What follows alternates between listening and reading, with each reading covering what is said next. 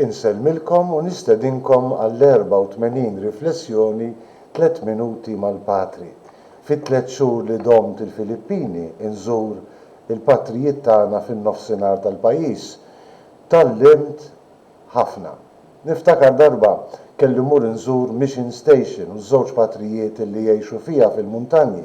Ġurnata qabel ġew u għadu jitkellmu miegħi. U jien fost id-domandi li għamiltilhom qedtilhom għandkom kunvent deċenti li fih tgħixu u taħdmu u għaluli żgur Patri. Meta mort l-għada wara li żort il-kappella x'intħalt dan il-kunvent f'qajjar żgħir b'nofs xajta imma anki b'naqra serjetà qedtilhom this is a hen house. Dan huwa post għat-tiġiġ u waqta kemm daħku. Però ammirajthom.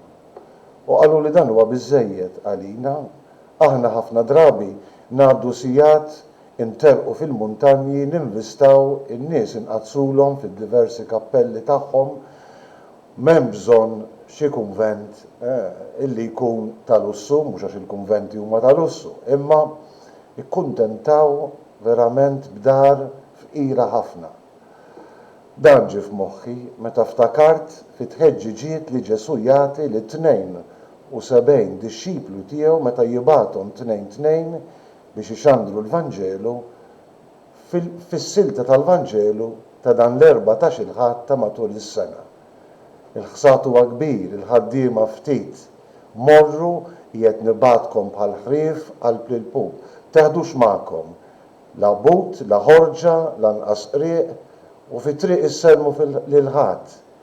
Ekku, Ġesu jitlob illi d-dixxipli tiegħu ikunu mhux biss foqra imma ma jkollhomx qalbhom marbuta mal-ħwejjeġ ta' din id-dinja.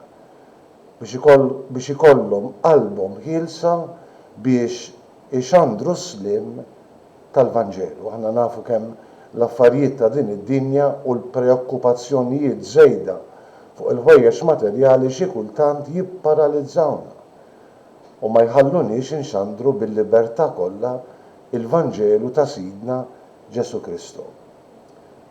Ġesu jitlobna illi ma jkollniex qalbna marbuta mal-ħwejjeġ ta' din id-dinja u jkollna qalb ħielsa biex inxandru il-bxara tajba u b'mod partikolari il-bxara tajba tas-slim.